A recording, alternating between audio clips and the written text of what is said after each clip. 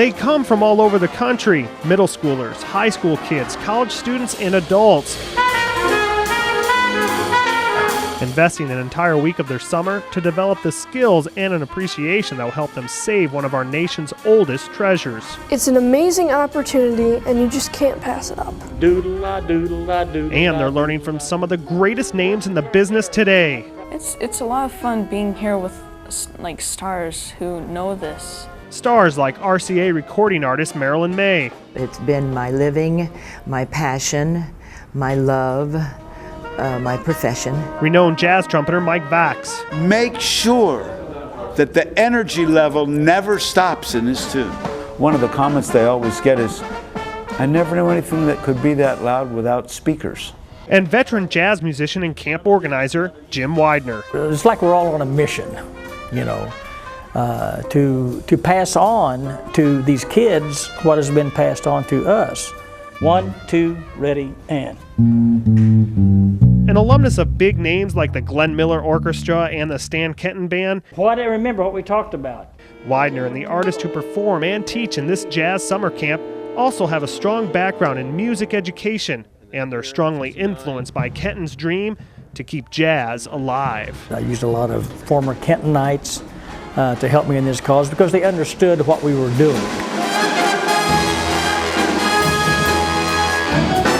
He was such a fanatic about the fact that if this music is going to keep going, we have to get to young people. That's the only way to keep the music going. 4, 5.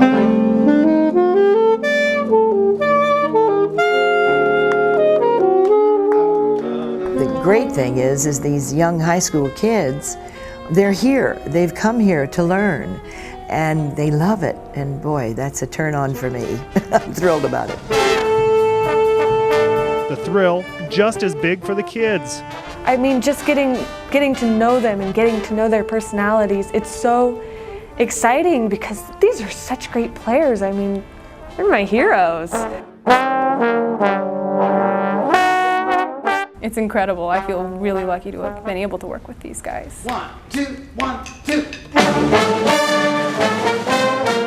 It's hard to point things out to individuals when you have like a group of 21 kids in a circle, but they do that. Like, if somebody has a question, they say it and it gets taken care of. Like, everybody, if there's a problem, it gets solved. The teachers are very good about that here. It's the kind of business that isn't just all dollars and cents. It's the love of it. And the fact that they want to come and pass their knowledge and their sounds and their expertise on to these kids is a wonderful thing.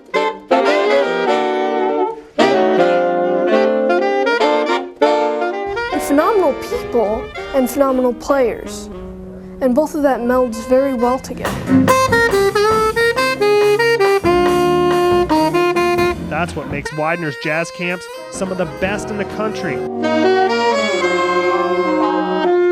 The perfect harmony of great talent and great teaching. We give them all tools of the trade, and that can be in the form of learning tunes or written exercises, and that's stuff for them to go on to take back home and work on for the coming months and years, frankly, ahead. Those lessons are a necessity when dealing with a language as old and as complicated as jazz. It's not something easily translated in an academic setting.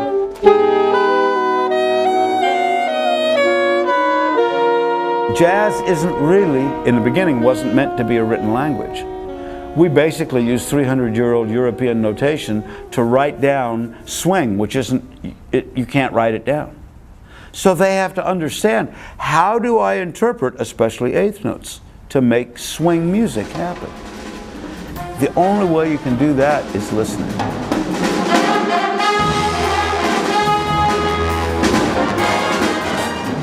So one of the big things is they get to hear the Widener Band every night at a camp like this. Every night they're immersed in the sound. We have listening labs during the day where they can hear combos and they can hear famous musicians. Maybe they've never even heard of these musicians, much less heard them on a recording. That's why camps like this are so important.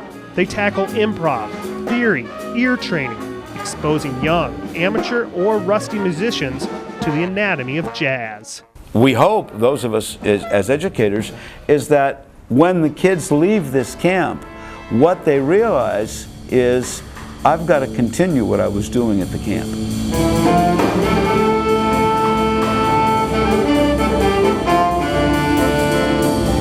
I've got to be listening to jazz music every day. I've got to be trying to play jazz music as much as I can. If I want to be a good jazz musician, I have to learn how to improvise. I can't just sit in a big band and play second tenor. If I want to really be a good jazz musician, I too have to learn how to improvise, because the essence of jazz music is improvisation and creativity.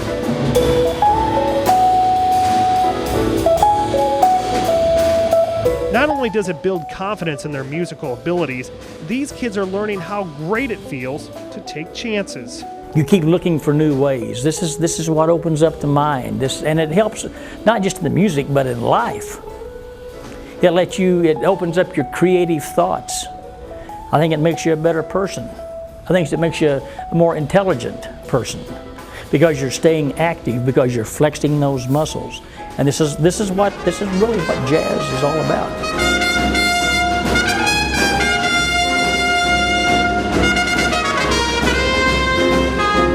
Of course it's fun just to play an instrument, but you kind of get this escape from the world you're in right now. You can just go ahead and do something completely different for a while, and you can just forget about what's going on sometimes.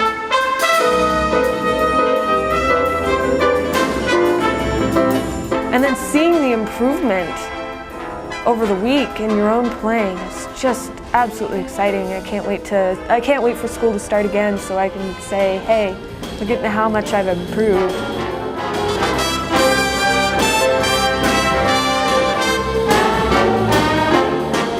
That's the mountaintop. That's what it's all about.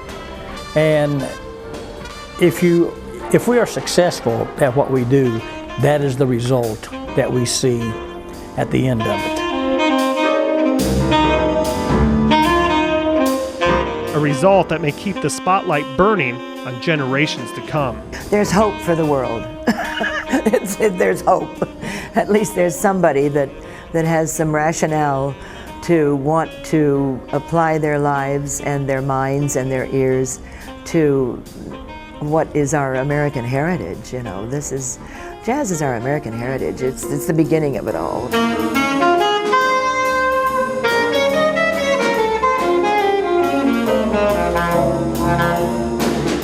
If you have a love for this kind of music, if you love that big band sound, if you love great improvisation, and you want to hang with the best of the best and learn from them, they are here to help you.